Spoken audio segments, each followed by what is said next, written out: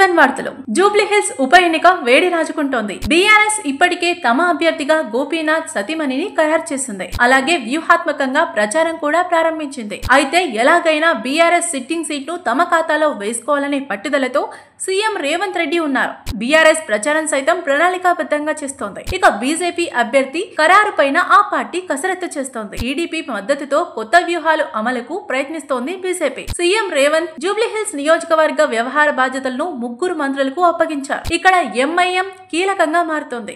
ఇదే నియోజకవర్గం నుంచి తాను తిరిగి పోటీ చేయాలని ఎమ్మెల్సీ అజారుద్దీన్ గట్టి పట్టు పడుతున్నారు. జూబ్లీహిల్స్ సీటు కోసం ఢిల్లీ కేంద్రంగా అజారుద్దీన్ పలు ప్రయత్నాలు చేస్తున్నారు. ఇదే సమయంలో జూబ్లీహిల్స్ ఉప ఎన్నికకు కాంగ్రెస్ ఇన్ఛార్జ్ మంత్రులు ఆశావహులుగా ఉన్న 4 స్థానిక నేతలను ప్రతిపాదించారని సమాచారం. నవీన్ యాదవ్, సిఎన్ రెడ్డి, జీహెచ్ఎంసీ మాజీ మేయర్ బొంతు రామ్మోహన్, అంజన్ కుమార్ యాదవ్ పేర్లు ప్రతిపాదించగా గెలిచే అవకాశం ఉన్న నేతల పేర్లను ఇవ్వాలని సీఎం రేవంత్ రెడ్డి ఇన్ఛార్జీలుగా వ్యవహరిస్తున్న మంత్రులు పొన్నం ప్రభాకర్, తుమ్మల నాగేశ్వరరావు, వివేక్ వెంకటస్వామికి ఇటీవల సూచించారు. జూబ్లీహిల్స్ లో కాంగ్రెస్ అభ్యర్థి గెలుపును పార్టీ అధినాయకత్వం సీరియస్ గా తీసుకుందని, గెలుపు సాధించాలని రేవంత్ కు సూచించినట్టుగా సమాచారం. అలాగే బీజేపీ అభ్యర్థి ఎవరనేది కాంగ్రెస్ పార్టీ అధిష్టానం ఆరా తీసింది. అలాగే అభ్యర్థుల విషయంలో ఆచితూచి నిర్ణయం తీసుకోవాలని సీఎం ని హెచ్చరించినట్టు తెలుస్తోంది. బీసీ అభ్యర్థిని ఎంపిక చేసినందుకు ఎక్కువ అవకాశాలున్నట్టు తెలుస్తోంది.